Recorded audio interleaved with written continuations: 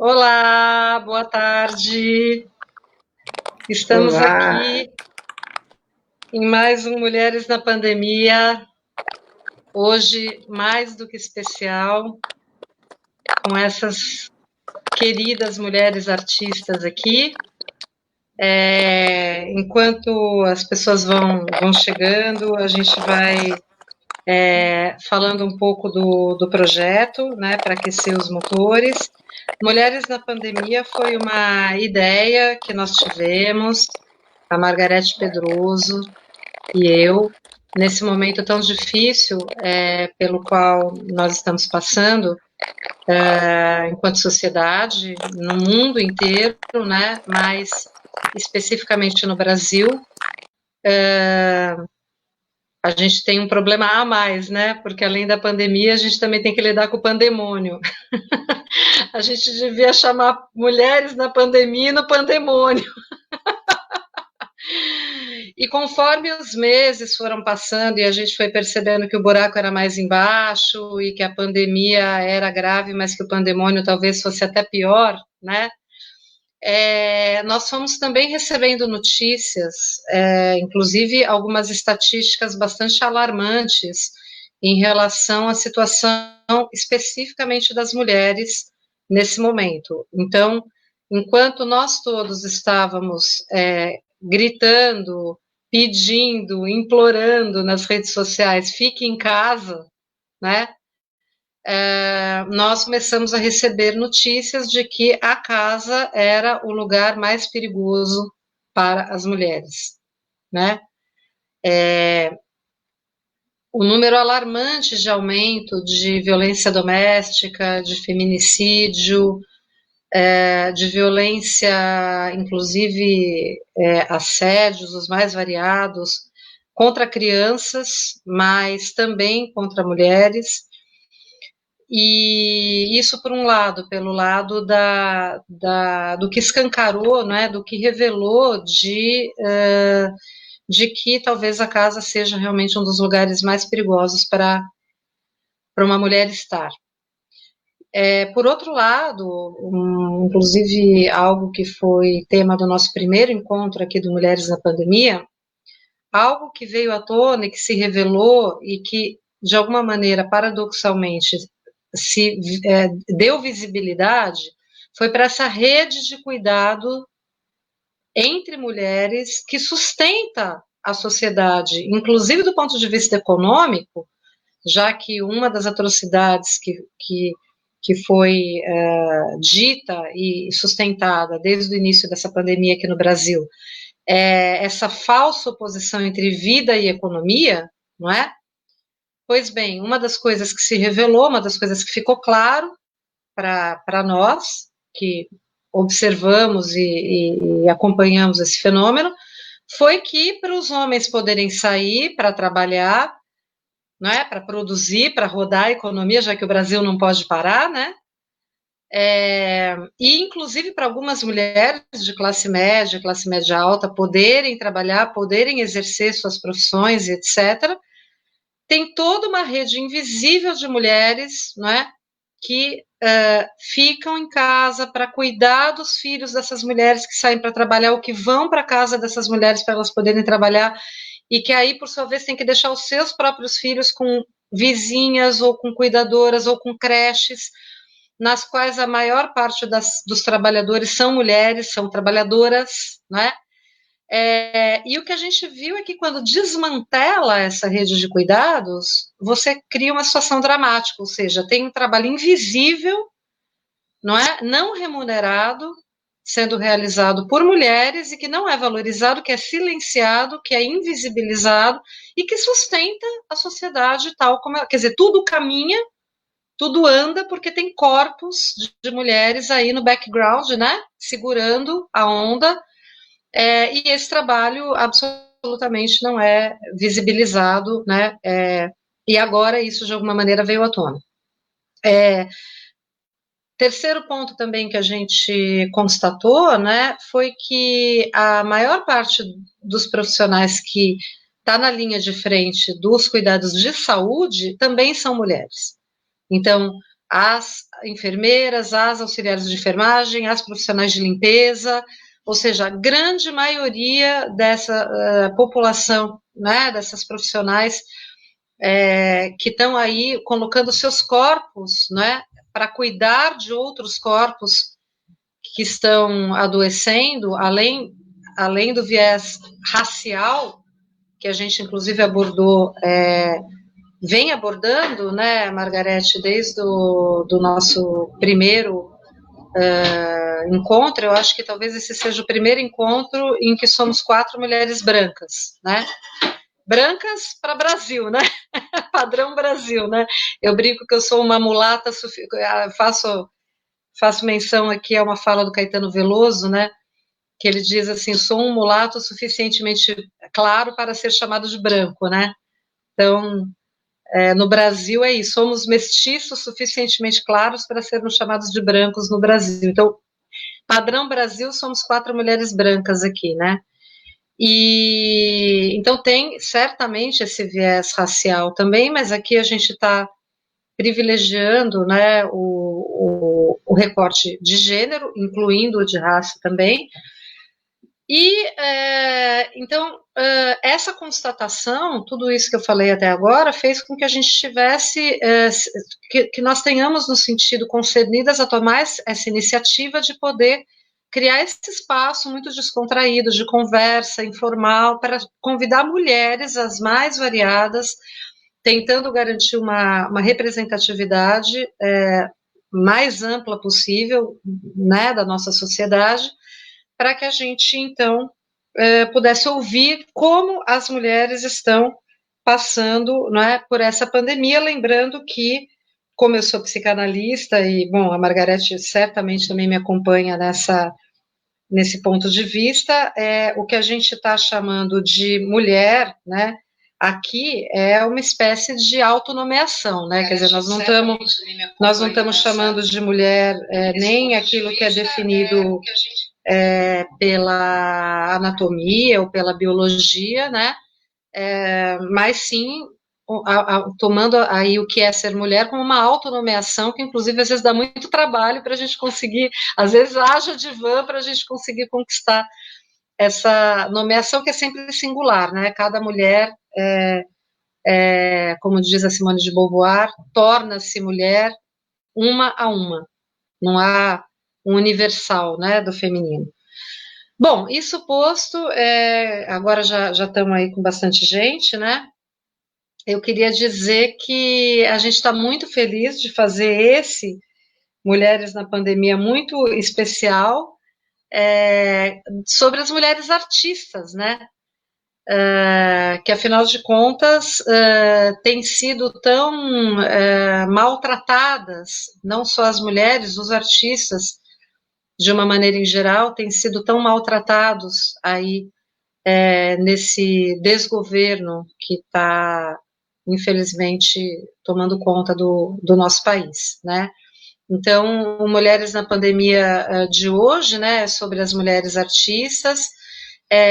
A gente apresentou, né, a necessidade de trazê-las para falar, lembrando que mesmo antes da pandemia da Covid-19, a área da cultura vinha sendo atacada e boicotada pelo governo. O Ministério da Cultura foi extinto e no seu lugar surgiu uma secretaria criada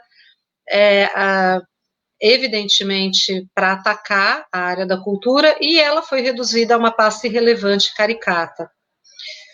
A necessária quarentena, a gente sabe, gerou uma situação dramática para vários artistas cuja produção e sobrevivência depende dos espetáculos e do público.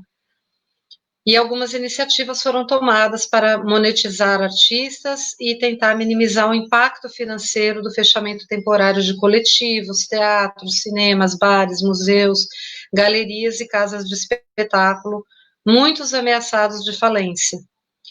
A possibilidade de eventos públicos pós-pandemia ainda é uma incógnita, e a relação da arte com os meios virtuais vislumbra possibilidades frutíferas, mas ainda instáveis, atualizando de modo inédito o importante debate sobre o corpo, a cena, o palco e a cidade nos diversas expressões artísticas e culturais, para não falar de toda a questão do fomento, não é?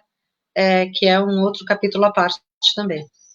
Além do aspecto da exibição e apresentação, há também a questão da criação, afetada pela dimensão psíquica e afetiva da crise sanitária, econômica e ética que estamos atravessando.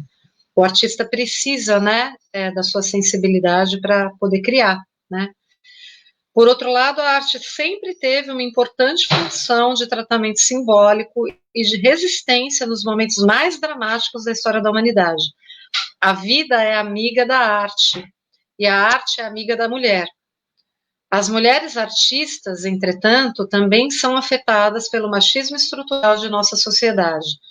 Nesse quarto encontro, então, nós vamos conversar com a Denise Mello, cantora, e a Laís Marques, atriz, que a Margarete daqui a pouco vai apresentar. E a gente quer saber como essas mulheres artistas estão passando por essa experiência, como estão criando e se apresentando e quais virtualidades vislumbram para o futuro pós-pandemia.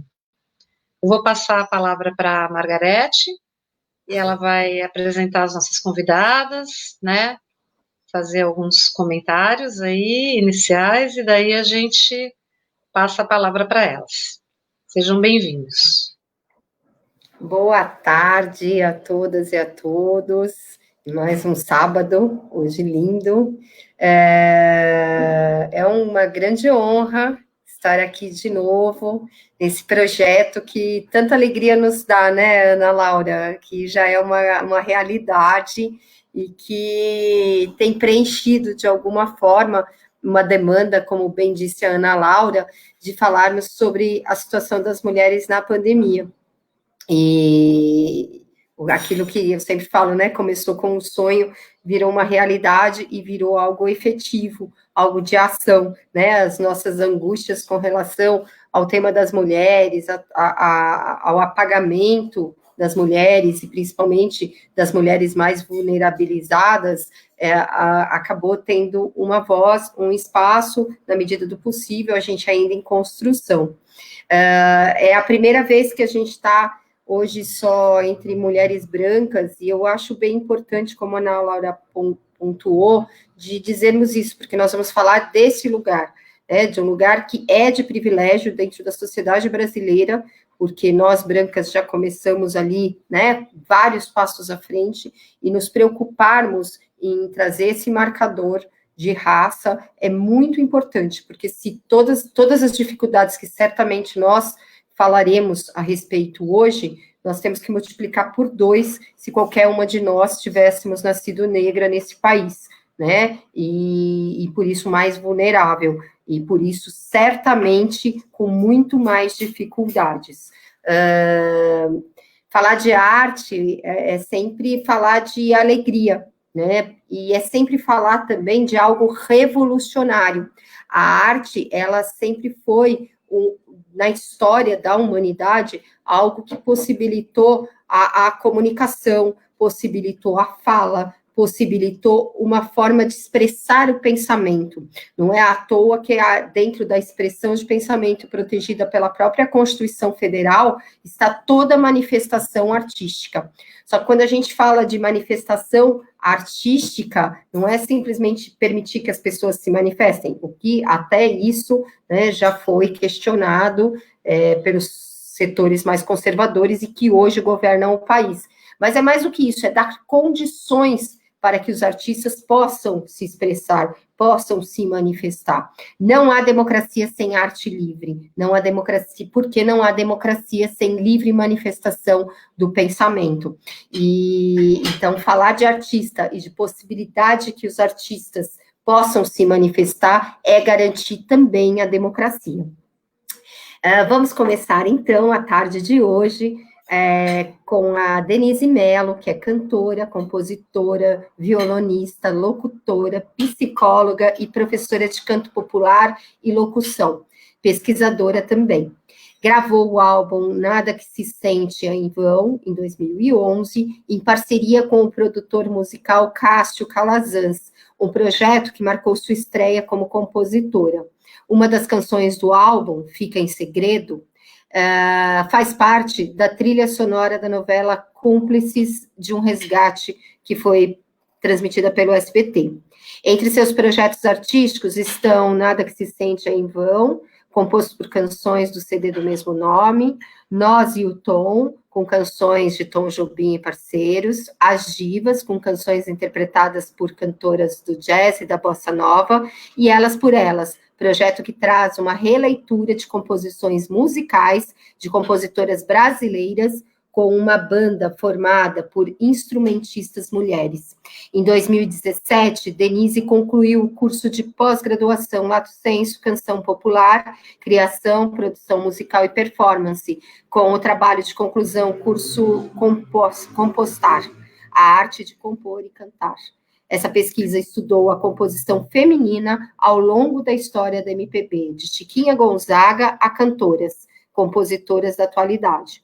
Atualmente, Denise dedica-se ao projeto A Mulher na Canção, onde apresenta 25 compositoras brasileiras com gravações no período que se estende do final do século XIX a meados de 1960. Com palestras musicadas, está escrevendo um livro e, em tempos de quarentena, realizando lives sobre o tema, mesclando informações sobre compositoras e algumas de suas canções. Seja muito bem-vinda, Denise, e dá um oi aí para a turma.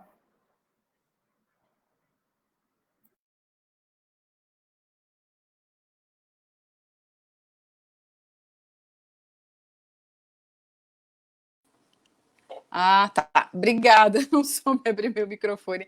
Primeira vez que eu estou usando essa plataforma. Oi, gente. Prazer em estar aqui com vocês. Obrigada pelo convite. Tá tudo certo? Vocês estão me ouvindo?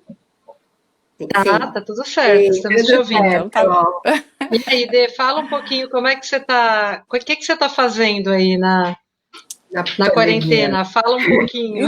Então, nossa, a Margarete falou a minha vida inteira, me senti assim totalmente representada aí. Sou dessas. Enfim.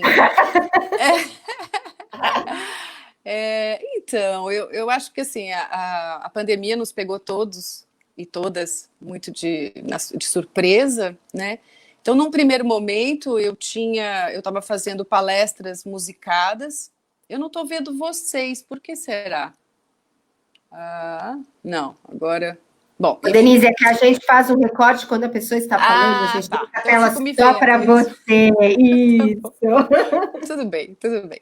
Destaque merecido. Sou eu que estou aqui por trás de tudo, colocando você em evidência. Que ótimo.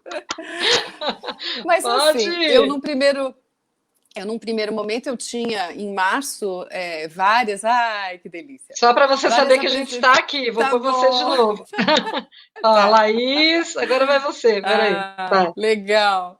Tá bom. Eu já estava me sentindo assim, sozinha. Não, estamos aqui. Que bom.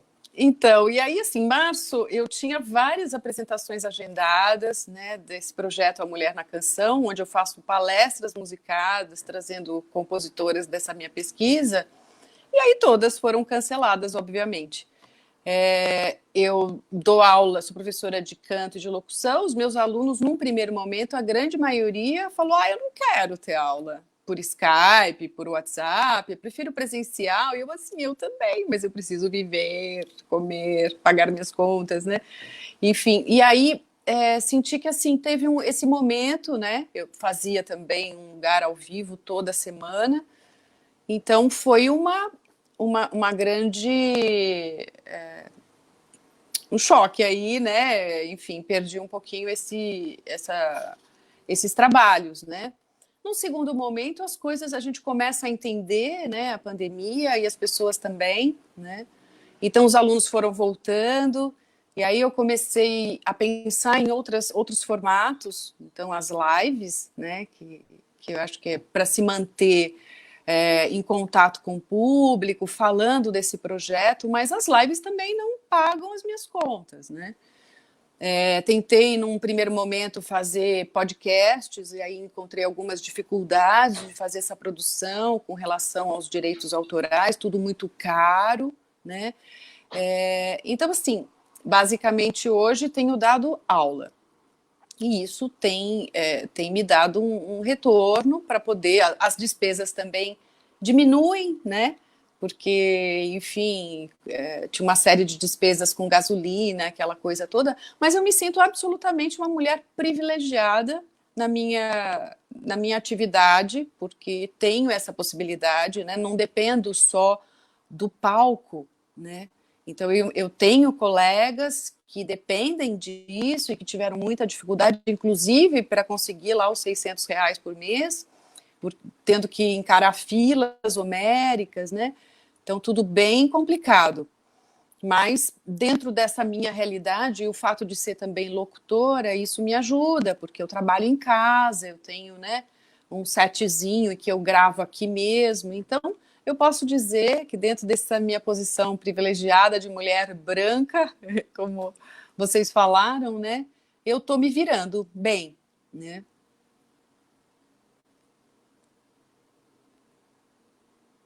Você quer apresentar a Laís? Vou lá apresentar a Laís. Obrigada, Denise.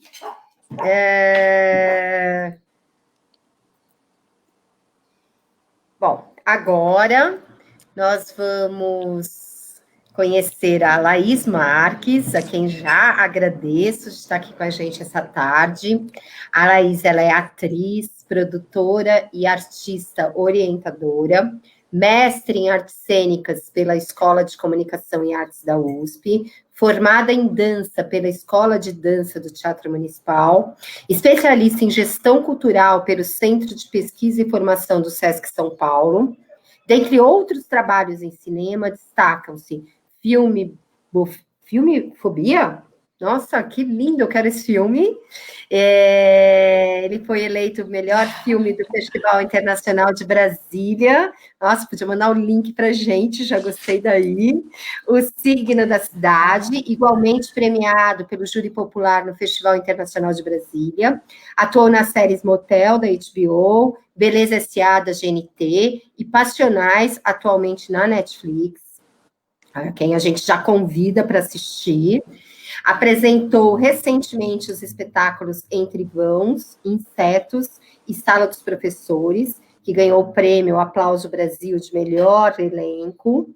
Foi idealizadora e atriz na peça Hater, selecionada no 23º Cultura Inglesa Festival, em que seguiu em temporada no Sesc Pinheiros.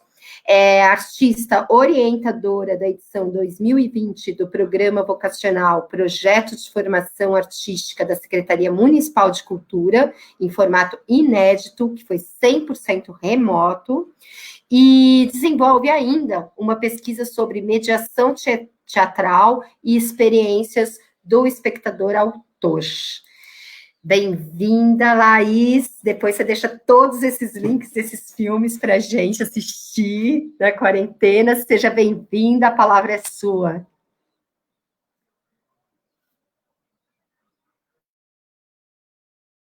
O microfone aí. Agora sim, né? Tá me ouvindo? Estão me ouvindo? Sim, agora sim, pode ir. Beleza, beleza. Então, boa tarde, Margarete, obrigada pela apresentação. Ana Laura, muito obrigada pelo convite. Denise, parceira aí das artes, é um prazer estar aqui com vocês. Realmente fico muito feliz com o convite, porque eu já era uma fã do programa, pude assisti-los, os anteriores, né? Achei a iniciativa maravilhosa. Eu acho que essa possibilidade de nos entendermos, né, nessa rede, nesse lugar de conexão, por sermos mulheres e sermos pessoas que vamos sempre e, dentro do possível, nos reinventando. Então, eu fiquei muito feliz com esse convite. Bom, já contaram aí toda a minha história, mas o que eu tenho para ressaltar, que eu acho que vale a pena de ser colocado aí na nossa roda, enfim, né, eu nasci na Vila São José, que é uma região bem periférica, ali depois do Grajaú, sou filha de diretora de creche e psicóloga, e meu pai professor de história. E, bom, toda a minha formação foi no espaço público, então a minha primeira formação profissional como bailarina foi na Escola de Dança do Teatro Municipal, né? E eu tinha um sonho muito grande de ser bailarina, consegui arrastar meus pais para virem morar no centro de São Paulo, porque a gente acordava todo dia às 5 da manhã. Passei 8 anos da minha vida, assim, dos 7 anos de idade, vindo fazer as aulas no centro, né, essa coisa do deslocamento, né, da periferia para o centro de São Paulo, foi um período bem desafiador da minha vida, logo pequenininha. E aí, quando eu consegui convencer minha família que a gente tinha que morar no centro de São Paulo para poder assistir espetáculo de dança, para poder assistir espetáculo de teatro, eu quase que vim sozinha, eles resolveram vir junto comigo.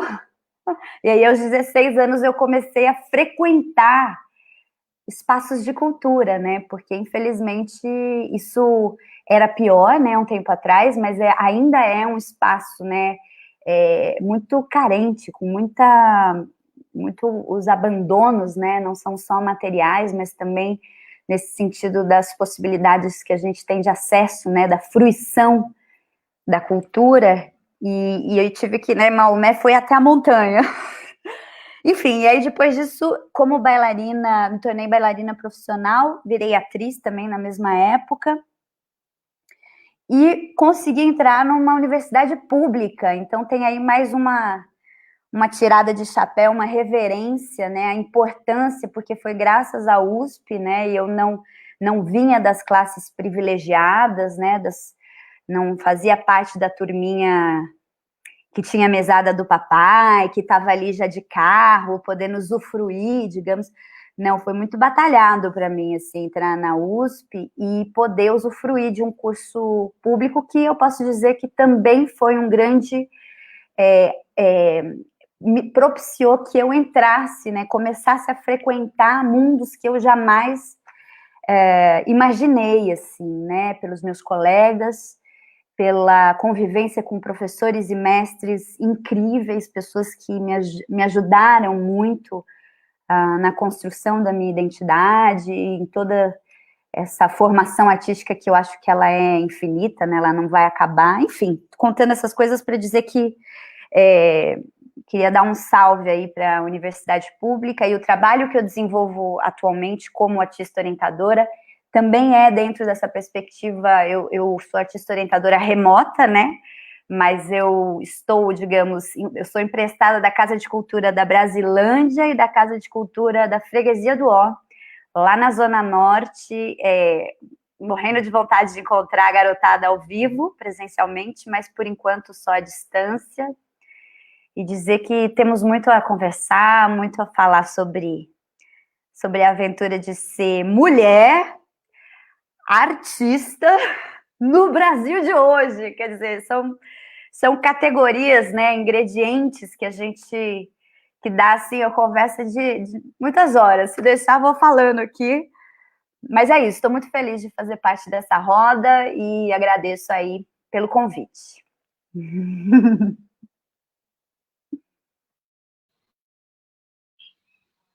Gente, eu queria dizer o seguinte, além de tudo, a Denise Mello, que eu conheci na USP também, né, também tivemos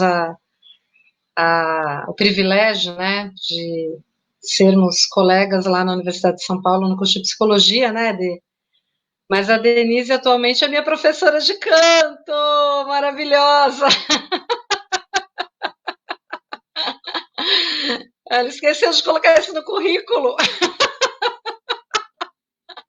Não, brincadeira, gente. Ela é uma excelente professora, fica aqui a propaganda, mas eu queria dizer algo, né, importante também aqui nesse momento, que é o seguinte: a gente está numa parceria muito legal, já desde o nosso segundo episódio aqui do Mulheres na Pandemia, que a gente está com uma parceria com a Rádio Cultura AM de Curitiba, tá?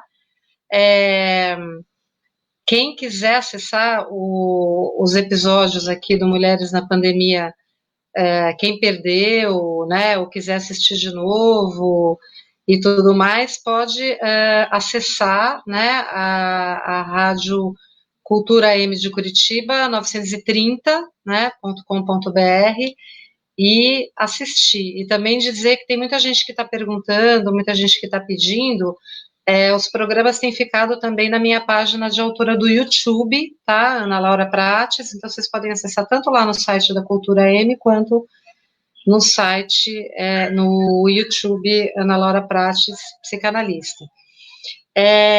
Denise Mello, me fala uma coisa, como que foi como é que você sentiu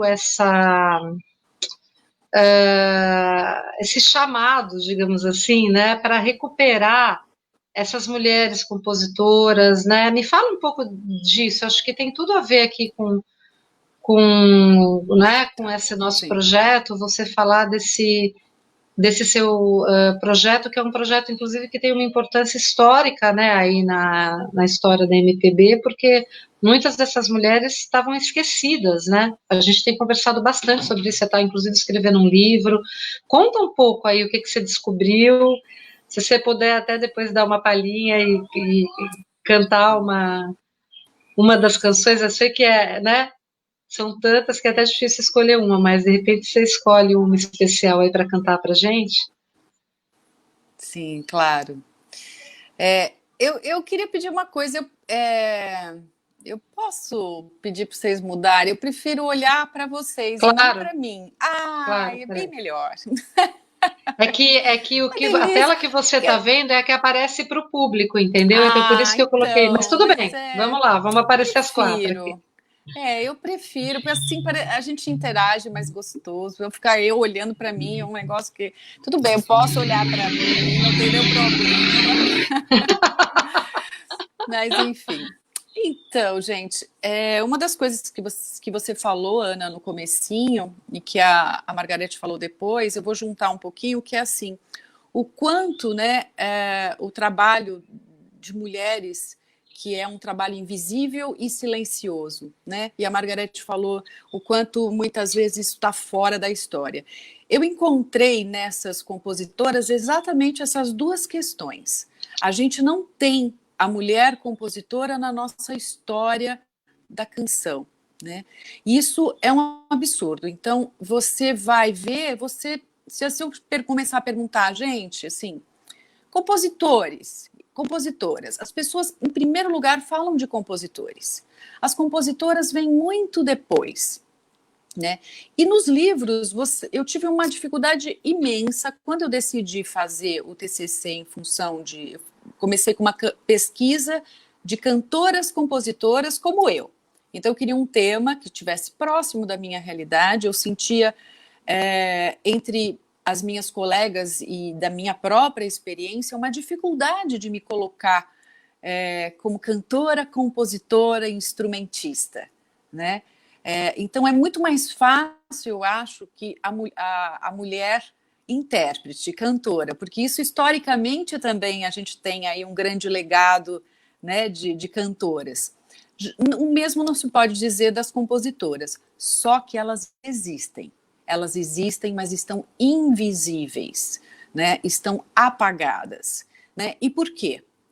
Então, a gente tem pesquisadores e pesquisadoras dizendo, né, do desinteresse em pesquisar, na pesquisa de mulheres compositoras, né?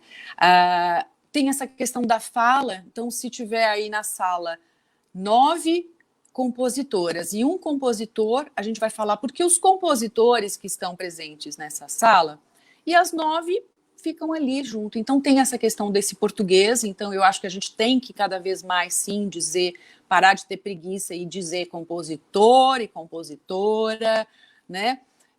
Assim como a gente fala homem e mulher, enfim, né? E o fato de, naquela época, a mulher ser associada a um ser inferior, né? Frágil, então, assim, emocionalmente instável, né? Então, as músicas só podiam ser assim também, não podiam ter valor, né?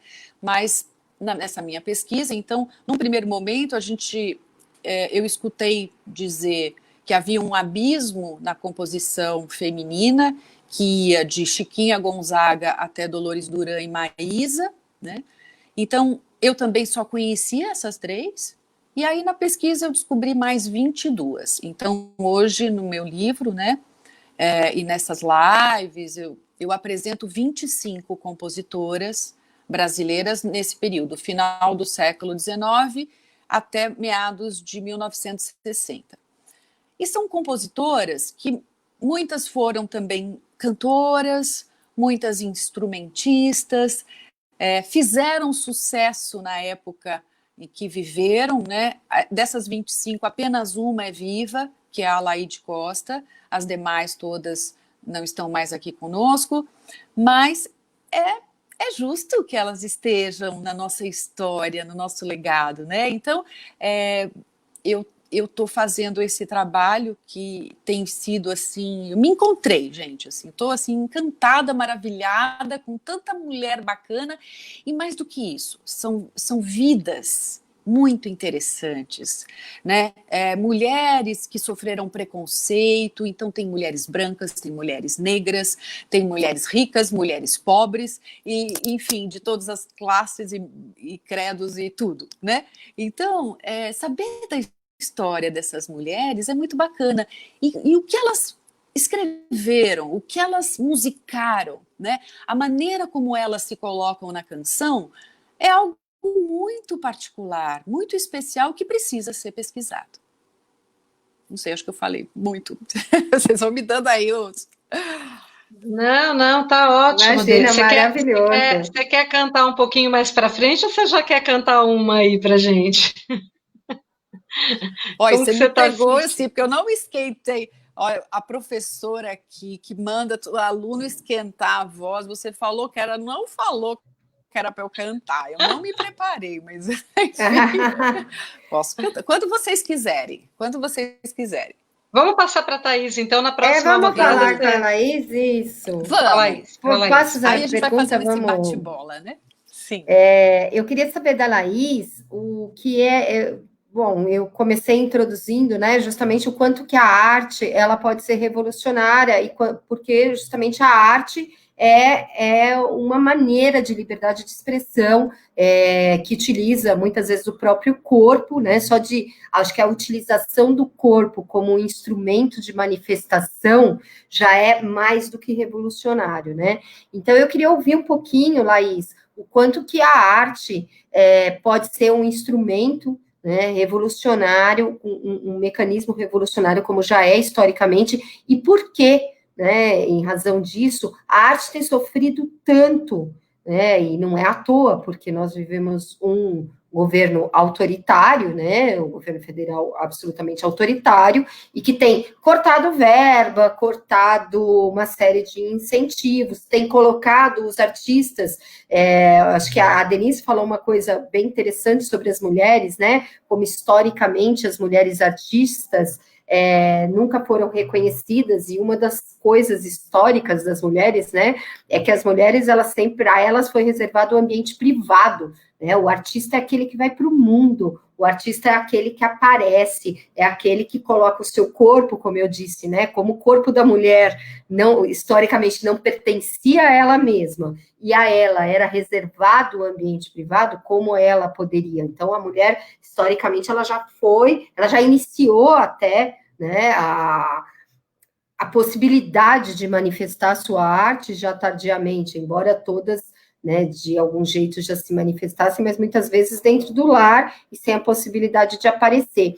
Então, pensando em tudo isso, sem dúvida, a arte é um instrumento revolucionário, seja um instrumento revolucionário feminista, um instrumento revolucionário racial, um instrumento revolucionário da população LGBT e um instrumento revolucionário político. Tanto que em todos os governos autoritários e ditatoriais, os primeiros perseguidos são os artistas, e é aqueles que mais sofrem na pele.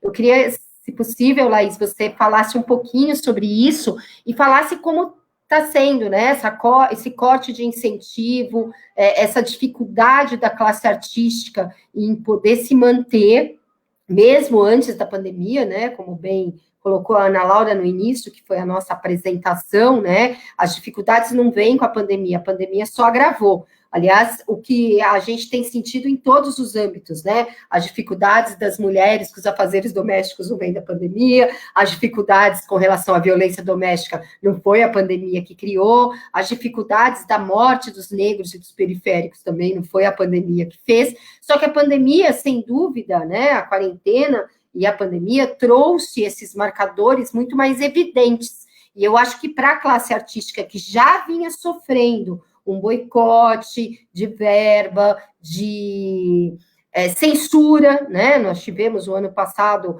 obras censuradas, livros censurados, peças censuradas. Então, é algo que já vinha num crescente, e com a pandemia, isso, sem dúvida, pode ter sido agravado. Mas eu queria ouvir de você, como que era esse quadro, o que, né, essa política autoritária tem feito com a classe artística e o que é a arte como instrumento revolucionário. Bom, maravilha, Margarete. Eu acho assim, a gente tem, né, como foi dito aí, tem a luta contra o vírus e a luta contra o verme, né?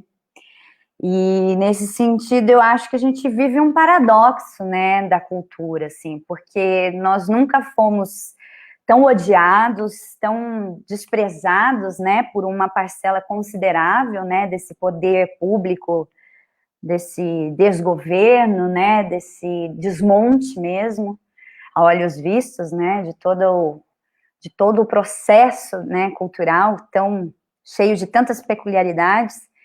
Mas, ao mesmo tempo, nós nunca fomos tão necessários, né? Nunca fomos tão essenciais, inclusive do ponto de vista da saúde mental, né? As pessoas têm percebido, de alguma forma, né, o quanto um livro, um filme, as obras disponibilizadas no mundo virtual, enfim, né? Tem todo um movimento que coloca a arte num lugar... colete salva-vida mesmo, e que também, né, revela esse peso de um lugar que assim, é constituído, é marginal, né? A crise para o artista, né, ela é inerente da sua vida, das condições de produção que a gente tem, do próprio processo de criação que digamos, é avesso a qualquer tipo de receitinha, né, de alguma coisa que a gente fabrica industrialmente, né, então, enfim, é interessante perceber esse paradoxo, né, porque são dois pontos que estão realmente muito evidentes, né, nesse momento, assim, então a ferida está aberta, e eu acho que esse jogo não está ganho, mas também não está perdido, assim, né. O que eu sinto é que a gente a gente tem uma lupa, né, assim, a Elisa Lucinda falou uma coisa maravilhosa, né, os artistas foram obrigados a gente foi obrigado a voltar para casa e fazer o dever de casa, né, assim, então, de certa forma, essa impossibilidade da celebração coletiva, né, do lugar do encontro, né, assim, por mais que eu me esforce para poder dar uma aula de teatro à distância, eu tenho certeza que nós não estamos fazendo teatro, nós estamos ampliando o olhar, estamos aprofundando ideias, intuições, né, estamos refinando os nossos sentidos, mas assim, nós não estamos fazendo teatro. E eu já me despreocupei em relação a isso, porque quanto mais eu entendo a precariedade do momento, mais eu tenho liberdade também para agir de uma forma extremamente honesta em relação a isso, que são as nossas limitações, né? Agora, eu acho que tem uma coisa legal que eu fiquei pensando para botar na roda aí que você falou, assim, que, primeiro, então, essa dimensão, assim, o soft power, né? A cultura tem um potencial, né? Não só do ponto de vista econômico, político, né, e por isso ela é tão metralhada nesse momento, né, mas ela está num lugar, né, digamos, nessa perspectiva dos caminhos da descolonização do imaginário, né, contra o embrutecimento do pensamento, da própria condição da humanidade, né, dos padrões de beleza, dos desejos. Então, é óbvio que essa área, ela acaba sendo um alvo muito fácil de governos totalitários, né, de pessoas que não estão interessadas em deixar o corpo não dócil, né, porque um corpo dócil obedece, né, e cumpre aquilo que tá do ponto de vista da utilidade, né, e o corpo vivo, ele vibra, ele pede, ele vai transgredir necessariamente certos padrões, né, de funcionamento. E, assim, do ponto de vista na minha trajetória, eu tive a oportunidade de desenvolver uma pesquisa que marcou e marca muito a minha vida, que eu fui trabalhar né, fiz um estudo sobre a precursora do teatro-dança no Brasil, a Marilena Ansaldi, que é uma figura que, infelizmente, a nossa memória é tão rasa, e então ela é pouco conhecida, inclusive artistas da minha geração, porque não foi gravado, porque a gente não tem um registro, né? Mas a Marilena Ansaldi, lá na década de 70, ela se tornou uma das primeiras artistas criadoras, que veio também desmontar uma certa hierarquia, né, do diretor que dirige, né, que é o chefe de uma companhia, que obedece um dramaturgo, né, que vai ter as ideias e as concepções intelectuais, e as atrizes, né, que simplesmente operam, digamos, né, obedecem, cumprem as marcas e despejam beleza e charme na passarela do palco, né? Então, assim, pensar o quanto nós avançamos de certa forma, né? Porque hoje a gente tem excelentes dramaturgas, excelentes diretoras, produtoras, atrizes criadoras, que não são simplesmente uma marionete, né, reproduzindo alguma coisa que talvez não fizesse sentido intimamente para elas enquanto artistas.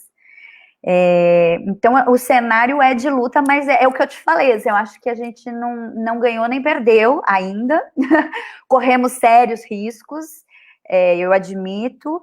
E só queria contar também uma experiência aqui, para fechar, das limitações, né? Um dos espetáculos que foi cancelado por conta da pandemia, a gente iria fazer a 3ª temporada, né? Uma reestreia do Entrevãos, que você citou, que é um espetáculo, é um monólogo, na verdade são vários monólogos espalhados pela cidade, que tem como fio condutor a linha vermelha, que é uma linha socialmente falando, mais vulnerável, né, as pessoas que moram na Zona Leste, enfim, essa coisa do metrô. E então são 3 monólogos em 3 regiões diferentes, ligados pela linha vermelha, e eu começo meu monólogo dentro de uma casinha abarrotada para, no máximo, 10 pessoas, pertinho, falando coisas super fortes, é toda uma história que eu não vou dar o spoiler aqui. E depois eu conduzo o público através de um dispositivo digital. A gente vai passear para dentro do metrô, na estação Sé, às 5 da tarde, assim, né? Então a gente tem essa experiência do radicalmente íntimo e o radicalmente público, né? Do espaço público. Para quem não conhece, né? O metrô Sé, né? A estação Sé é abarrotada, é uma coisa louca, impossível de você andar, os corpos estão todos confinados ali às 5 da tarde, e esse espetáculo, por exemplo, ele ficou assim. Então nós temos essa condição de que fomos os primeiros a serem impossibilitados, né, de realizar os nossos trabalhos, as nossas atividades, e por um outro lado, né, a perspectiva que a gente tem, esse espetáculo, por exemplo, ele não tem previsão de reestreia, né, porque mesmo que haja essa flexibilização, né, provavelmente, né, atividades que pensam essa coisa do confinamento, que envolvem muita proximidade e aglomeração e celebração do coletivo, elas não estão previstas, né, então, assim, pelo menos para o ano que vem, a gente ainda não tem absolutamente nenhuma previsão, né, então, mas é isso, assim, eu acho que é um grande exercício de reinvenção, de experimentação e de fazer a lição de casa, né, que é o que a gente tem que fazer agora. Não sei se eu respondi. Laís, deixa eu só te Maravilhoso. perguntar mais uma coisinha. Como é que é? Você falou do Hater, né? Foi esse outro espetáculo também, né? Ele chama É, Heather. Heather é um nome feminino. é Heather. Heather. Ah, é Heather. Heather. Ah, olha só que interessante. Eu acho Eu que eu que tinha. pronunciei errado, que eu acho que eu li Não, mas é errado. comum, é um nome que pra Escreve gente Heata, Heather, tá é como se certo. fosse uma erva daninha, aquela planta que. Erva daninha, É né? Uma planta. engraçado, eu tô Ah, então tanto é com como essa os questão do haters. Não, discurso de então é ódio como que eu os achei que era haters. hater. Os haters, as fake news, é igualzinho. Eu Então, mas. assisti, eu assisti um espetáculo incrível também que a Laís participou, que foi o Insetos, né, Laís? Que foi premiadíssimo também, né? E você tinha uma atuação brilhante lá no Sesc. Mas fala um pouco disso, como é que é? Porque acho que tem tudo a ver também com esse momento, né? Essa coisa do hater, né? Sim, então, o Heather foi uma experiência, assim, muito feliz na minha vida, porque à medida que eu fui me entendendo como artista e percebendo quais seriam os lugares que eu gostaria de habitar, né, e me percebendo num lugar muito, talvez fora do que seria o padrão, assim, claro que eu sempre quis ser uma atriz famosa e sempre quis ganhar dinheiro com a minha arte, porque eu gosto disso e queria fazer isso 24 horas por dia, assim, mas eu não sei se eu tive muita dificuldade de pagar o preço da busca pelo sucesso, a busca pela fama a qualquer preço, na verdade, né? E aí eu encontrei essa peça, que na verdade é uma pérola escrita em 2017 por um dramaturgo britânico, Thomas Eccleshare, um menino, eu falo assim, um garoto de 17, 18, 25 anos, assim, alguma coisa nessa faixa etária, eu fico pé da vida com isso, mas o cara é brilhante e eu amei, eu li a peça e falei, quero fazer isso virou uma espécie de obsessão na minha vida. E a peça, ela fala ela é inspirada num fato real, que tem muito a ver com o nosso momento, na verdade. O Thomas, né, o autor da peça, ele soube que a J.K. Rowling, que é a autora do Harry Potter, para ela se tornar uma escritora famosa, no começo da carreira, quando ela era totalmente desconhecida, foi imposta, né, para ela uma condição de que ela deveria esconder o nome dela. Então, ela não poderia ser Joanna Rowling, porque Joanna iria ativar somente, possivelmente, um público feminino, e J.K. Rowling seria um público misto, um público não necessariamente feminino. E o Thomas Eccleshare, o autor da peça, sabendo disso, resolveu radicalizar essa premissa do que é que, por detrás dos artistas, das celebridades, desses ícones que a gente acessa da grande mídia, né? Quem são as pessoas por detrás das pessoas que a gente ama, né? Pensando numa Helena Ferrante, pensando em todas essas figuras que embaralham um pouco a ideia, né, da autoria, da pessoa por detrás, enfim, é um barato, a peça é maravilhosa, e ela trabalha 3 planos, então, num primeiro momento, a gente tem uma relação entre uma suposta jovem escritora, anônima, e um suposto editor, que vai publicar o livro dela. E aí, dentro dessa primeira relação, como eu não posso dar spoiler, porque vocês vão ver a peça um dia, tomara que a gente volte, mas a gente tem uma brincadeira com a identidade e esse mundo virtual, esse mundo onde eu posso ser quem eu quiser, né, os nossos avatares. E eu fiquei muito feliz, porque eu li o texto, resolvi idealizar o projeto, comprei os direitos autorais, convidei o diretor dos meus sonhos, convidei a companhia com quem eu queria trabalhar.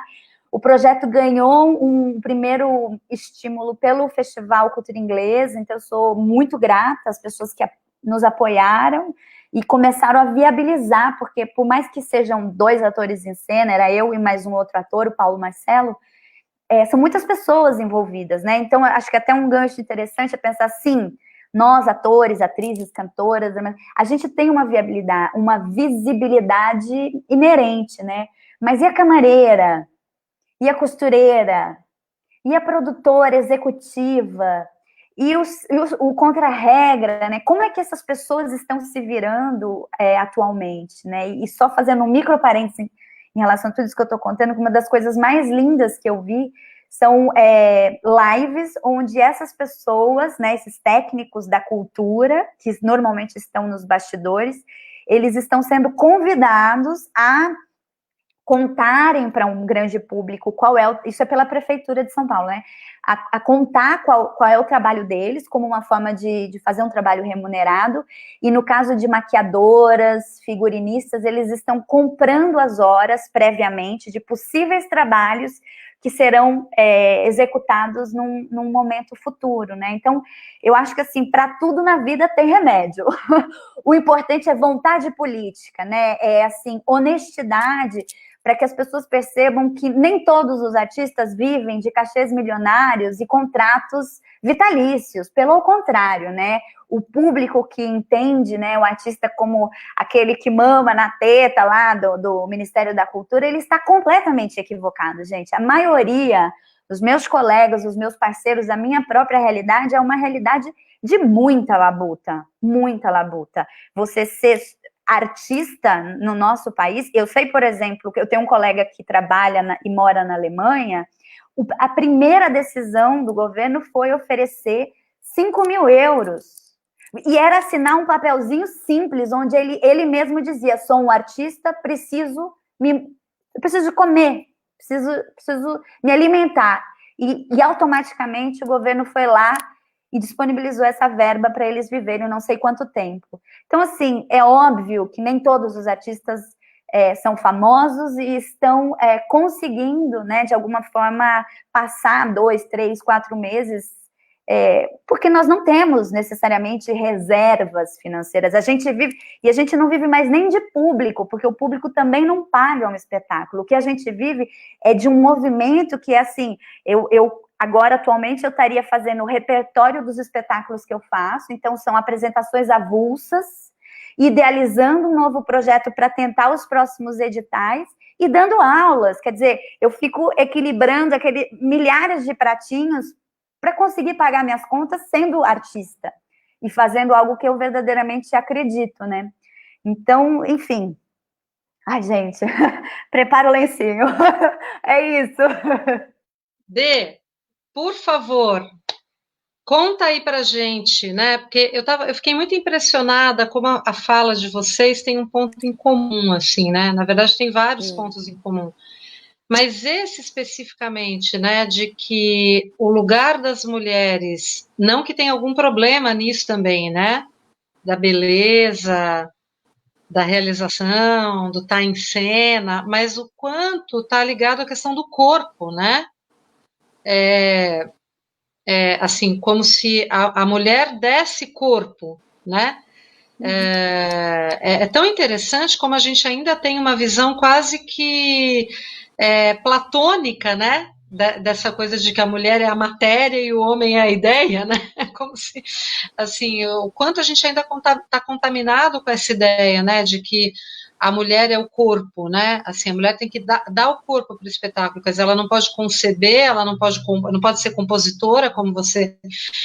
Conta um pouco isso, assim, o que você descobriu, né, nessa sua pesquisa, o que isso tem a ver com você? Achei tão bonito quando você falou assim, que você se encontrou, né, porque acho que na fala da Laís a gente escuta isso também, o quanto são processos de vocês como mulheres, e de encontrar uma voz própria, né, tanto uma quanto outra, nas suas respectivas áreas, na hora que encontram essa voz, né, e poderem realizar, e isso que a Laís falou, que você também, né, eu conheço, seu trabalho, assim, é tudo ao mesmo tempo, né, dar aula, é fazer, é projetar, que a gente também, né, Margarete, assim, acho que faz isso também, né, o tempo inteiro a gente está aqui fazendo uma coisa, planejando outra, né, ganhando dinheiro aqui para poder sustentar o que a gente faz acolá, enfim, né. Como que é, Dê? Conta pra gente mais detalhes, assim, desse seu trabalho, né? Essa coisa tão bonita que você tem também, que você falou, você tem todo esse trabalho de locutora também, né? Que é emprestar a sua voz, que é um trabalho talvez um pouco mais comercial, mas que sustenta o seu trabalho artístico, né? Como que é isso? Como que você equilibra esses pratinhos, né? Como que você consegue fazer tudo isso? Então, olha, assim, na medida que vocês vão falando, vão me vindo tanta coisa, né? Vamos ver se eu consigo trazer um pouquinho, né? Eu achei muito, muito bacana o que a Laís trouxe, né? E, enfim, mas vamos ver se eu consigo lembrar um pouco do que eu tinha pensado, né? Eu acho que tem realmente essa coisa de fazer muitas coisas é bem complicado, né? Porque tem horas que eu queria simplesmente apenas me dedicar a escrever meu livro, a tirar as minhas músicas, né? Apenas, né?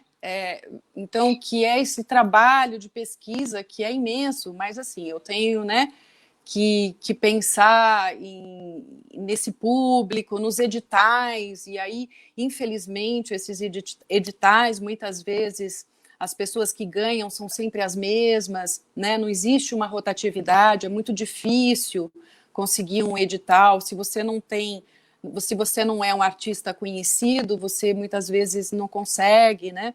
Eu uma vez entrei no edital, por exemplo, da Natura, eu achei assim uma coisa muito curiosa, porque eu entrei justamente numa categoria que dizia artista em início, sem experiência. E aí eu fui classificada num primeiro momento que era justamente era do show que eu fazia, do meu CD, que eu juntei dança, circo, enfim, contava a trajetória de uma relação amorosa, né? Porque eu sempre coloquei nos meus projetos um pouco da Denise Psy, né? Não dá para separar uma coisa da outra, né? Mas aí, gente, quando foi para a segunda fase, eu recebi o seguinte e-mail: você não tem uma equipe de produção experiente. Oi? Mas aqui não era justamente para pessoas que não tinham experiência? E assim, o espetáculo que eu tinha, eu achei, sinceramente, que ele tinha toda a condição, né? Porque, embora a minha equipe não fosse experiente, eram de pessoas muito, muito qualificadas, né? Mas, enfim, não consegui entrar no edital. Então, isso é uma questão. A gente tem muitas coisas para administrar, né? E é bem difícil. Com relação às compositoras, tem muitas coisas que eu venho descobrindo, assim, interessantes, né? Então, por exemplo, uma das coisas que é muito comum, essa história que vocês estavam falando, por exemplo, da mulher ter sempre duas coisas. Primeiro, está sempre associada a essa história da beleza, né? Então, a primeira coisa que você fala assim, nossa, que linda que você é cantando. E não assim, a sua voz, como tecnicamente você coloca a sua voz. Então, esses aspectos técnicos, objetivos, eles escapam muitas vezes quando a gente vai fazer uma avaliação de uma mulher, né? E a outra coisa que eu observo é a comparação com o referencial masculino. Então, gente, a gente tem uma série de compositoras, por exemplo, a Joyce, que ela foi comparada ao Chico Buarque de Saias, né? E aí no livro dela, que é um livro muito legal, que fala sei o que, da Rolleiflex, agora depois se vocês quiserem eu passo para vocês. Ela fala assim, gente, como assim, né? Esse povo não sabe avaliar uma mulher compositora? Não. E isso já vinha desde Chiquinha Gonzaga, que foi associada por conta da capacidade dela de compor, né? Ela também foi colocada como a Offenbach de Saias. A Rosa Passos é a João Gilberto de Saias. Porra! Por que aquela Rosa Passos não pode ser a Rosa Passos, compositora incrível, né? Tem que ser associada a um homem sempre, né? Então, isso é uma coisa que eu acho que é muito triste, né? É muito triste. Mas eu respondi a sua pergunta. Ai! Não, peraí. Não, tá certo. Oi, Dê. Tá aberto, né? Oi. Você respondeu. Você não quer cantar então vai, mesmo você quer ser a voz, canta uma musiquinha pra gente, por favor. Vou lá uma musiquinha pra gente. Eu fiquei pensando assim, eu gosto muito de nadar conforme a maré, né? Então, embora no começo a gente chegou a pensar em fazer uma Dolores, porque a Dolores fez aniversário dia 7, fazia aniversário dia 7 de junho, ela está fazendo 70 anos, né?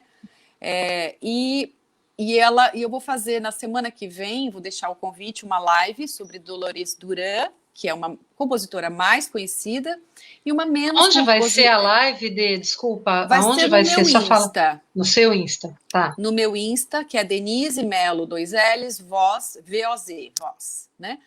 E eu convidei uma cantora que eu assisti, inclusive, o espetáculo dela, ela é maravilhosa cantando, que é a Lívia Nestrovski. Ela vai fazer a parte cantada da Dolores, e eu vou trazer uma menos conhecida, que é a Bidu Reis, né? Mas eu fiquei com vontade de cantar uma outra, falando dessa coisa da mulher, que é uma música da Maísa, que eu acho que fala muito de tudo isso que a gente está falando agora, né? E eu vou cantar a capela. Espera aí, só vou pegar o tom aqui.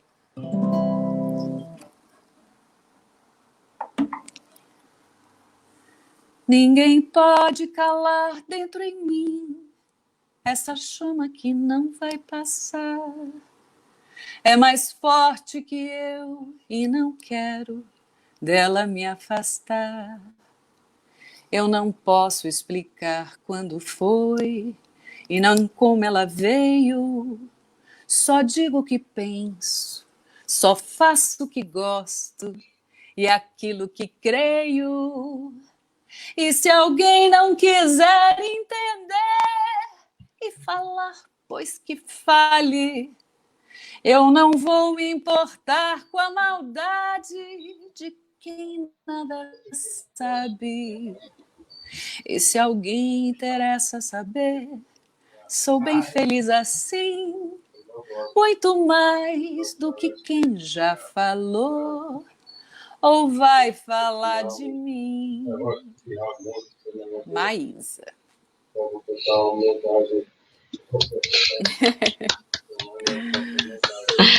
Maísa maravilhosa, né?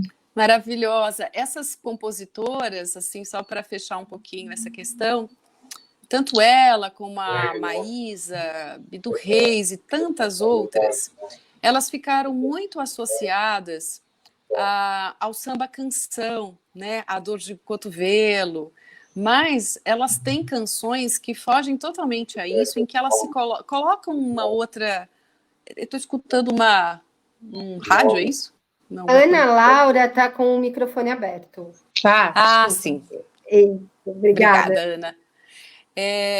E então, assim, e muitas vezes é muito engraçado, porque, por exemplo, a Bidu Reis, de quem eu vou falar na live da semana que vem, tem uma música dela que fala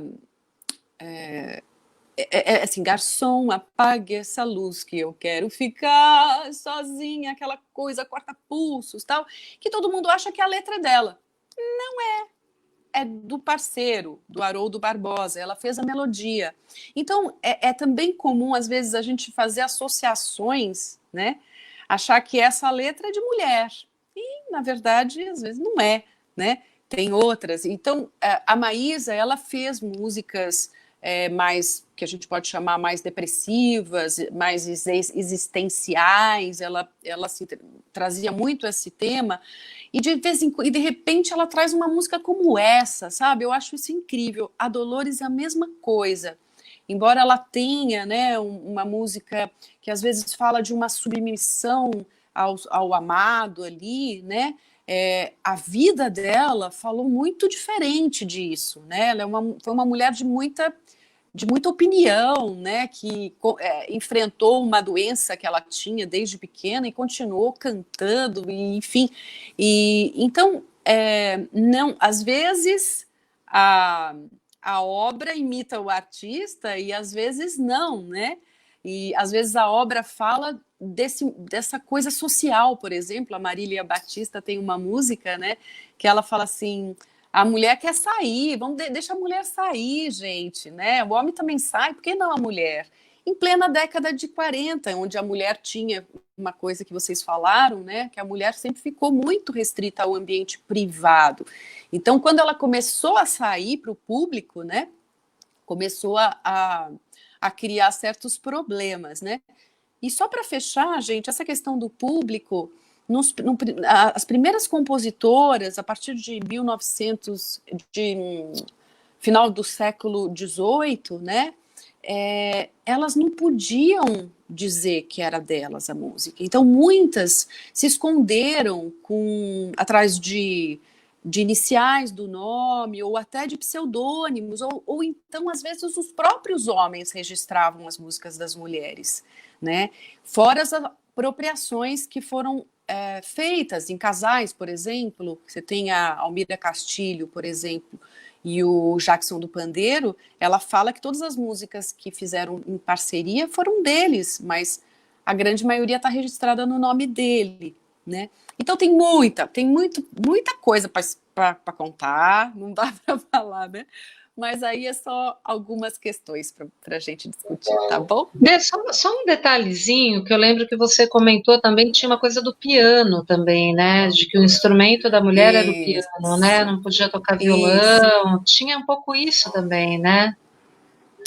Tem uma pesquisadora, né? Ela traz essa questão do piano, é muito interessante, porque, gente, o piano era perfeito para uma mulher. Por quê? Primeiro, ele não saía de casa, né? Vai tirar um piano de casa, não sai, né? A mulher, ela toca voltada para o piano. Então ela fica com as pernas para dentro do piano, ninguém vê a mulher, né? Diferente se eu pegar um violão aqui, eu tô de frente, né? Se eu pegar um contrabaixo, eu tenho que botar ele no meio das pernas, né? Então, assim, é uma exposição da mulher muito diferente, né? O violão você leva, você vai para algum lugar, eu posso levar o meu violão para cantar onde eu quiser. O piano, agora a gente tem o teclado, mas naquela época tinha só o piano, ele não saía de casa. Então, ele é um instrumento que ficou muito associado à mulher, e principalmente era utilizado para a socialização da mulher e até para casar, né? Como dote. Então, assim, a minha filha toca piano, canta lindamente e não sai de casa.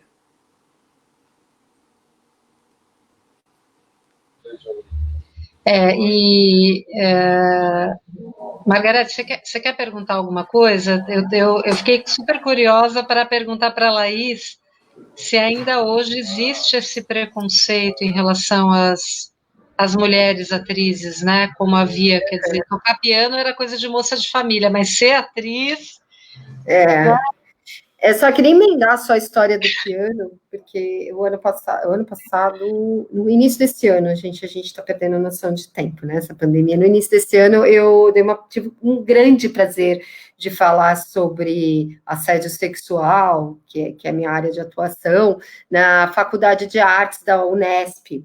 E aí a gente falou sobre a questão do feminismo e dos artistas, né? E eu falei sobre os aspectos jurídicos do ambiente universitário e tudo mais. E aí eu ouvi uma palestra de uma professora que foi magnífica, que foi justamente a questão dos artistas, das artistas mulheres, da questão da invisibilidade, que eu acho que a Denise pesquisa muito bem isso, né? O quanto a gente, apesar que isso acho que em qualquer área, né? O quanto a gente não sabe que mulheres fizeram o que na história do mundo, né? Ninguém imagina quais mulheres eram filósofas, quais mulheres na volta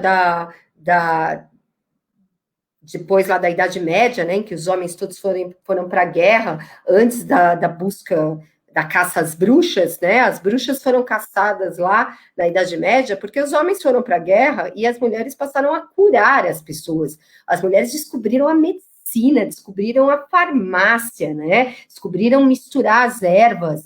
E isso virou ser revolucionário, porque elas passaram a ser dona da saúde. E isso é totalmente invisibilizado. Idem, as escritoras, as artistas, as mulheres das áreas de exatas, então, que são invisibilizadas até hoje, da medicina, do direito também.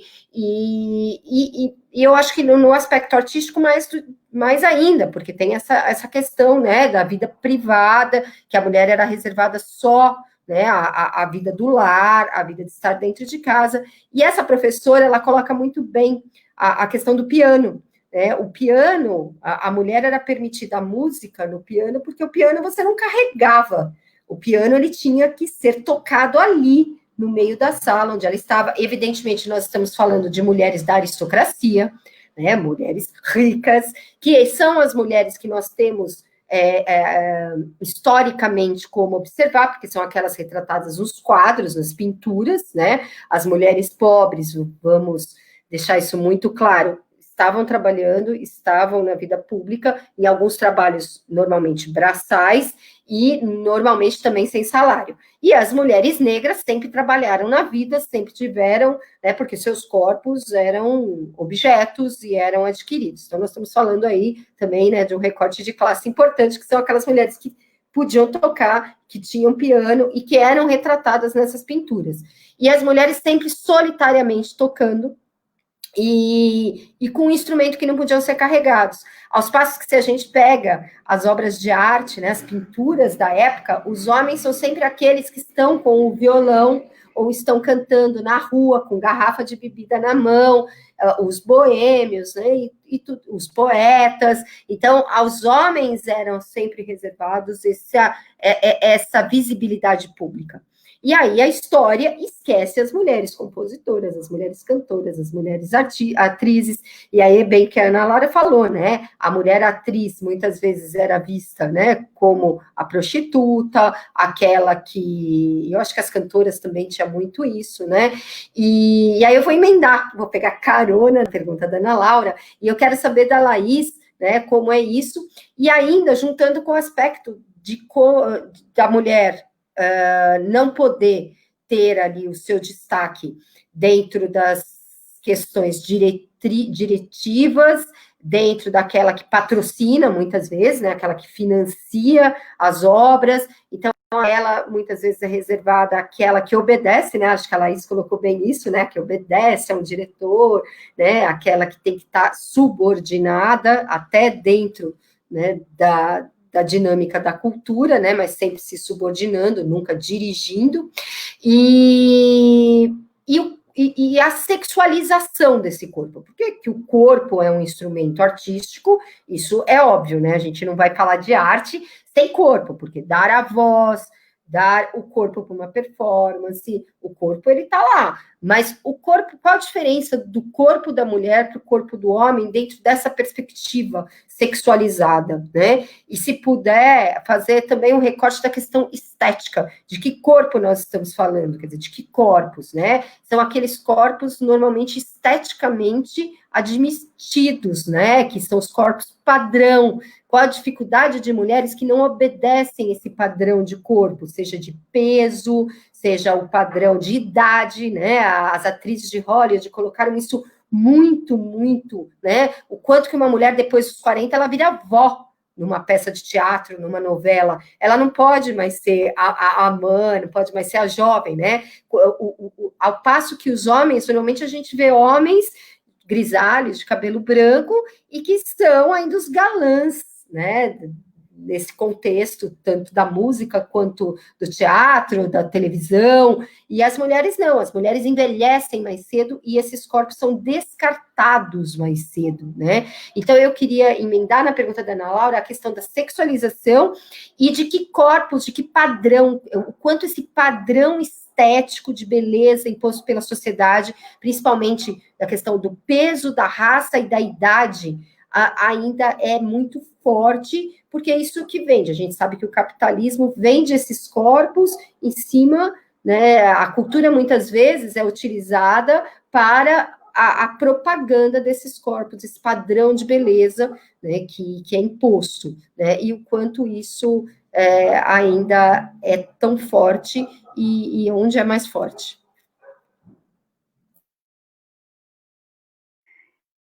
Não, muito legal você ter lembrado, Margarete, dessa pesquisa aí feita na época do Oscar, né? Porque é justamente isso, né? Imagina que no mainstream, né? Nessa grande indústria, cinematográfica que acontece nos Estados Unidos, né, ainda nesses lugares você tem uma discrepância total em relação à faixa etária, né, das atrizes, e quando que elas têm a visibilidade, né, então quando são jovenzitas e cabem dentro de um biquíni, elas vão ser vistas e elogiadas, e a grande maioria das atrizes depois dos 40 anos, elas conquistam bons papéis que têm uma densidade, que têm uma consistência, porque elas se tornam produtoras dos seus próprios filmes. E aí sim elas têm muito mais autonomia para, de alguma forma, conduzir as suas próprias carreiras, né? Então isso é uma coisa muito diferente do que acontece com os atores, enfim, toda aquela escala que a gente atualmente está muito mais explícita, né, dos produtores e toda a questão do assédio. Então é um tema que realmente avançamos, se a gente pensar que antigamente, né, assim, as atrizes sequer subiam ao palco, né, todo o período elisabetano, todo o período lá do Shakespeare, atores interpretavam os personagens masculinos e os personagens femininos, grandes protagonistas como Lady Macbeth jamais seriam títulos da obra, né, então esse próprio exemplo é uma referência, né, apesar da Lady Macbeth ser a grande protagonista da obra do Shakespeare, o nome da peça é Macbeth, não é Lady Macbeth. Então, as personagens femininas foram, historicamente, né, personagens que são ou a mulherzinha submissa, né, a bela recatada e do lar, ou, aqui fazendo a minha rememoração, a louca, né, ou a bruxa, né, assim, então você não tem um ser humano que possa simplesmente existir, ter ideias, discutir, né, ele está dentro de uma perspectiva muito, muito, muito voltada a essa hierarquia social, né, isso por um lado. Agora, o que a gente tem atualmente, o que eu sinto na pele, é que, assim, a gente é atriz é que nem jogador de futebol, né? Todo mundo quer ser jogador de futebol, hoje em dia todo mundo quer ser atriz, todo mundo é atriz, todo mundo pode ser atriz, então existe uma coisa que eu acho muito legal, porque eu acho que todo mundo tem que ser atriz mesmo, assim, sabe? Agora, claro que a gente ainda vive uma ditadura desses estereótipos, né? Do corpo perfeito, do rosto perfeito, do cabelo perfeito, de um prazo de validade para você se tornar uma pessoa famosa, depois disso você não serve mais para a mídia, você vai fazer só o papel da tia, vai fazer só o papel, um papel, digamos, secundário, com muito menos importância para a trama, com muito menos desafio, né, em relação a todo o trabalho artístico. E isso, infelizmente, ainda é uma grande realidade, né, o que a gente tem visto, e aí falando um pouco mais do cenário de São Paulo, né, contemporâneo, o que a gente tem visto, assim, é um movimento que vem nessa contra-onda, assim, né, que vem, de alguma forma, bagunçar tudo isso, com a emergência de grandes nomes, né, figuras importantes, assim, da dramaturgia, da direção, da produção, da atuação, mas que é uma conquista muito recente. Eu estava me lembrando aqui que quando eu me formei na faculdade, em 2007, e o meu grupo se desfez, quer dizer, eu não continuei ali naquele meu coletivo inicial, o que aconteceu é que eu olhava para os textos, né, ia na biblioteca, frequentava, digamos, os espaços onde eu poderia começar a pensar num projeto meu, assim, e eu não via nenhum texto, nenhum autor, nenhuma autora, porque não existia isso, né, isso aos poucos a gente, assim, não é que não existia com a divulgação, né, com o peso que a gente tem dos nomes dos autores, que também são os nomes consolidados, né, os homens autores consolidados pela nossa cultura contemporânea, moderna, assim, né, mas, enfim, o que a gente tem que fazer é, todo dia, e cada dia, né, um pouquinho mais, avançar, né, nessa direção de sermos também vozes possíveis de engatarem ideias, projetos, realidades, né, e não só num papel secundário, assim, acho que isso, cada vez mais eu sinto que tá na nossa mão, e que, enfim, é uma das lutas.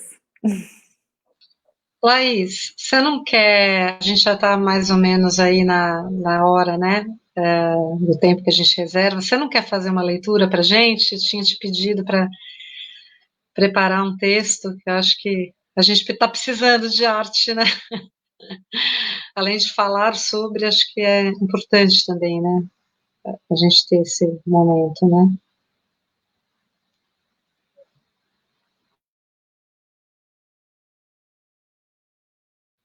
Microfone, Laís. Microfone. A gente não está te ouvindo. Começa de novo. Não, eu não comecei minha cena, não comecei. O que eu quis dizer é que nunca se tornou tão urgente, né, tão plausível, tão necessário, até do ponto de vista da saúde mental, né, toda essa presença da literatura, da dança, do teatro, do cinema, de todas as linguagens artísticas que, de alguma forma, estão nos ajudando a atravessar esse momento, né? Então, o que eu preparei aqui é uma coisa muito simples, é um texto meu, inédito, que eu fiz uma micro-adaptação para esse contexto aqui digital, não vou falar muito disso não, mas assim, é isso, eu vou ler para vocês aqui do meu celular, porque eu não decorei, e nem pretendo decorar isso agora, mas eu acho que vale pelas palavras e as coisas que, de alguma forma, podem fazer sentido para a galera que está assistindo aí, enfim. Então, o texto chama Lágrimas Fritas. É isso. Peraí. Quem é essa daí? Como faz para caber no uniforme? Tem algum medo que você prefere desesquecer? E se aquele garfo não desgrudar da sua bochecha? Tem boi na linha? Será que a cura vem no combo dor, mágoa, culpa, saudade? O que você está pensando disso tudo? Hã? Será que toda pergunta vem assim, pelada? Sem nenhuma resposta? E se não tiver ninguém lá para te abraçar no escuro da noite? Você tem um copo d'água? Respira, vai. Isso ainda é possível aqui. Cabine central chamando atenção, atenção, atenção plateia de todas as galáxias, planeta Terra, pedindo contato. Contato do fundo do mar. Mergulho peripatético em câmera lenta para outra dimensão humanística. No fundo do mar tem umas pérolas que piscam, tem umas carcaças que fedem e afundam, mas que eu consigo ver lá longe. Tem uns prazeres fúteis, ambições desmedidas, desamor, medo, poder. Tem uns egoísmos meticulosos, cálculos vazios, ausências, desertos, vida sem vitalidade, vida sem moralidade. Tem até um uniforme completo de opressão, rasteira, perversa, silenciosa. Não dá mais para ter dúvida. O fim é um fato. Humanísticos e extinção, cabine central chamando urgente, urgente, planeta Terra pedindo contato. No fundo do mar, a merda toda se dilui e os efeitos parecem menores. Mas o fim é um fato. Sistemas de opressão invadem o fundo do fundo, gente pedindo... Alô? Quem? Quem tá falando? Alô? Alô, quem tá falando? Acorda. Acorda e vai lavar essa cara, garota. Não dá para ficar aí parada no meio desse nheco-nheco. Alô? Alô, quem tá falando? Acorda. Acorda, garota. Você precisa reagir. Atenção, cabine central chamando planeta Terra. Pedindo contato. Não foi assim que te ensinaram? Cabine central chamando. Acorda. Acorda, lava essa cara. Lava esse dente. Reage. Cabine central tá esperando o quê? Urgente, urgente. Cabine central chamando o planeta Terra, pedindo contato. Lava essa cara, lava esse dente, lava esse fundo, garota. Lava, lava, arregaça as mangas. A vida, a vida, a vida. Aqui não tá bolinho. Fim. Aqui não tá bolinho. Demais, muito obrigada, viu? Muito obrigada, realmente sensacional, Maravilha, sensacional. perfeito para o momento. Quem nunca viu a Laís atuando, não perca. Quem nunca ouviu a Denise cantando, não perca. Gente, eu queria, só para terminar, falar, já que a gente está aqui, né, falando tanto desse momento difícil, eu queria dizer para vocês que vai ter um evento chamado El Grande Concerto, com S, né, que é a transmissão do primeiro festival realizado em 2012, lá no Teatro Oficina, esse templo da resistência da arte brasileira e mundial, né, que contou com a participação de 49 artistas e cerca de 8 horas de duração, né? E aí tem, então, uma campanha de contribuição voltada para a manutenção da Casa de Francisca, que é essa casa de espetáculo maravilhosa, lá no centro da cidade, do lado da Praça da Sé, e para todos os técnicos e artistas que participaram da primeira edição do festival, além da remuneração dos profissionais envolvidos na finalização do material. O cineasta Luan Cardoso, o engenheiro de som André Magalhães estão finalizando um vasto material captado durante a apresentação pela equipe de Mário Cassetari, nas imagens de Felipe Magalhães no som, além de incluírem depoimentos inéditos ao longo de 26 músicas selecionadas e interpretadas pelos mais diversos artistas que participaram daquela edição, representada por artistas de diferentes gerações. Gente incrível que vai estar, né, nesse festival. Vocês precisam entrar no site da Casa de Francisca para vocês darem, assim, tem várias possibilidades de contribuição, né, desde as mais simbólicas até você pode, inclusive, comprar uma cadeira permanente lá da Casa de Francisca. E quem puder, por favor, entrar lá para ajudar, eu acho que vai ser fundamental. É uma iniciativa bem importante, porque a Casa de Francisco, assim como várias outras casas de espetáculo também, com todo mundo que trabalha, né, tá aí periclitante, né, e todo esse background, como vocês falaram, né, as pessoas que trabalham nos bastidores, que a gente não pode esquecer, né, que está atrás da cena, né, e que é fundamental para a cena poder acontecer, né, sem os bastidores não existe a cena, né.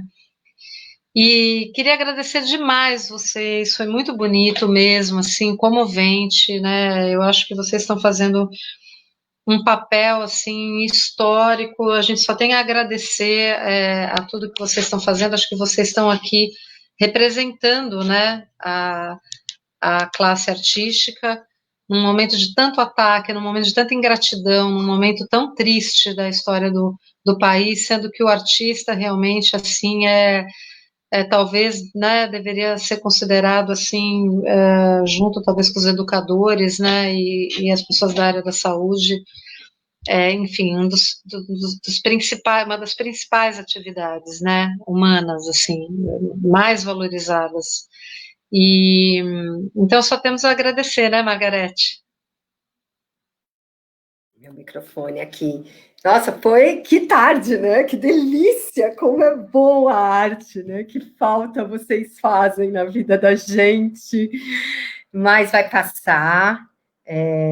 Esperamos que nós possamos vê-las de perto, muito de perto, e como a arte é importante, né? É importante nesse momento, é importante em todos os momentos, e como é importante ter mulheres na arte, dar voz para essas mulheres artistas, né? Então, assim, foi uma delícia, eu não tenho nem o que falar, Ana Laura, eu tô assim...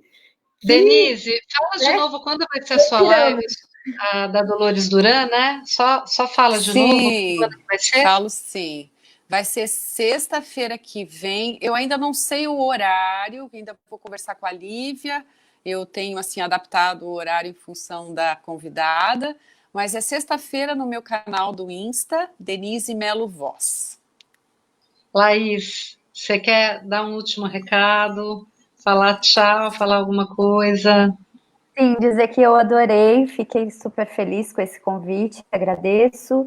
E deixar aqui também fazer um pedido para que todos e todas não deixem de prestigiar artistas independentes, companhias de teatro independentes, os micro e médio realizadores, os artistas locais, seus espaços de culturas nos seus bairros. Do mesmo jeito que a gente está escolhendo comprar um pão caseiro de um amigo, de um pequeno produtor local, sim. Toda vez que a gente prestigia, valoriza, né, dá luz, assim, os nossos artistas, os nossos colegas se sentem mais vivos, e a gente sabe que a gente vai passar por tudo isso. E finalizando, deixar um convite para todo mundo acompanhar meu trabalho. Tem o Instagram, tem o canal no YouTube, meu nome, Laís Marques, __ no começo e no fim do nome no Instagram. E também, como eu sou agora uma artista orientadora virtual, eu tenho um canal da minha equipe maravilhosa, faço parte da equipe do Programa Vocacional Norte 2, lá no YouTube. Vocês vão ter acesso a um material riquíssimo de todas as linguagens artísticas, então são orientações de literatura, dança, artes visuais, teatro, de uma equipe maravilhosa, está lá no programa do Norte 2, programa vocacional, e todo programa vocacional tem o blog, tem o Instagram, é uma galera sensacional, e a gente pegou na unha para fazer e oferecer arte, uma formação artística para todos. Estamos fazendo isso com muito amor e com muita confiança de que estamos fazendo a diferença nessa realidade aí. Obrigada, Ana. Obrigada, Margarete. Um beijo para a Denise. Amei ver a Denise cantar. Muito legal estar aqui. Muito obrigada. Gente, então no próximo sábado a gente vai falar com a velha guarda do movimento feminista brasileiro. Estamos aí organizando também uma tarde bem legal para a gente ouvir aí as pioneiras, né? Como é que foi essa história, como é que foi a construção. A gente está tentando ver se chama alguém do direito e alguém da psicanálise para representar aí as nossas áreas, né, da Margarete e minha, para ter uma conversa bem interessante. A gente falou com 2 jovens militantes no sábado passado, vamos ver se no próximo sábado a gente consegue falar com as nossas mestras e inspiradoras. Então abridora isso. De caminhos, né? Abridora de caminhos, exatamente. Posso falar uma saideira, sim, Ana? Por favor, por favor. Então, eu queria dizer assim... Peraí, dei pausa? Não, né? Vocês estão me ouvindo?